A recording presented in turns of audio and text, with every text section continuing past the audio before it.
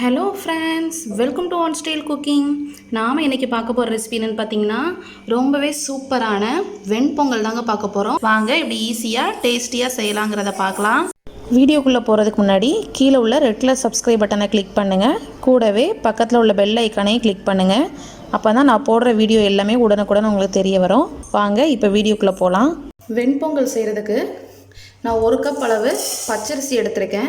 1 cup பச்சரிசிக்கு 1/2 cup பாசிப்பருப்பு.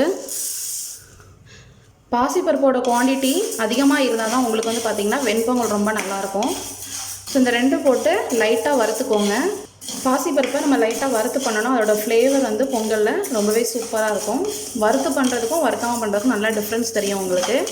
So இது லைட்டாக கலர் சேஞ்ச் ஆகாமல் லைட்டாக மட்டும் வறுத்துக்கோங்க. ஸோ இப்போ நல்லா வறுபட்டுடுச்சு. இப்போ அடுப்பை ஆஃப் பண்ணிடலாம். இப்போ நம்ம வறுத்ததை ஒரு பாத்திரத்தில் போட்டு லைட்டாக வாஷ் பண்ணி எடுத்துடலாம்.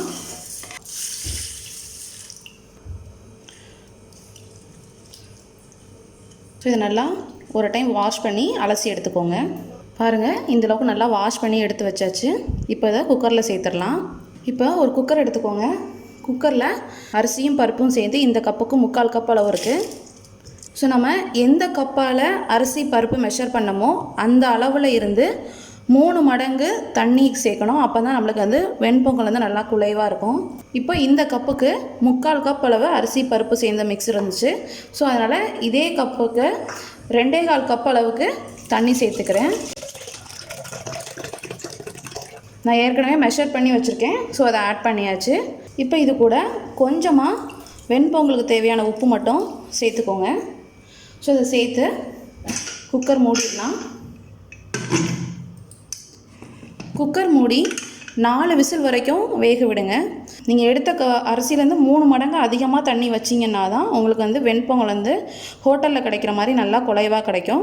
இன்கேஸ் உங்களுக்கு வந்து பொங்கல் வந்து குலைவாக இல்லாமல் உதிரியாக வேணும்னு நினச்சிங்கன்னா நீங்கள் வந்து 2.5 மடங்கு தண்ணி வைங்க போதும். இப்போ நம்ம இதை 4 விசில் வரைக்கும் வெயிட் பண்ணலாம். ஸோ இப்போ பாருங்கள், 4 விசில் அடித்து ஸ்டீம் எல்லாம் அடங்கிடுச்சு. இப்போ நம்ம குக்கர் ஓப்பன் பண்ணிடலாம். ஸோ பாருங்கள், நல்லா உங்களுக்கு நம்ம ஊற்றின தண்ணி எல்லாம் கரெக்டாக இருந்திருக்கு. லைட்டாக மேஷ் பண்ணி விட்டுக்கோங்க. கரெக்டான கன்சிஸ்டன்சியில் இருக்குது. ஸோ இப்போ நம்ம இதை தாளிச்சிடலாம். இப்போ ஒரு பேனில் 3 டீஸ்பூன் அளவு நெய் சேர்த்துக்கோங்க.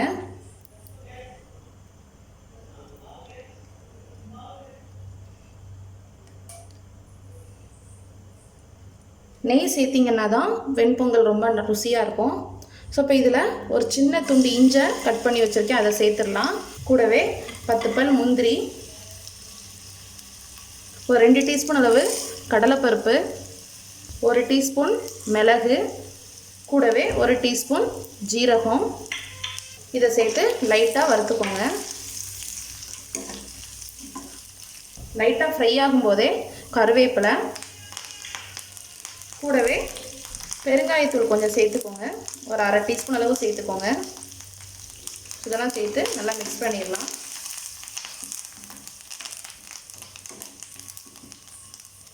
ஸோ இப்போ நல்லா ஃப்ரை ஆகிடுச்சு.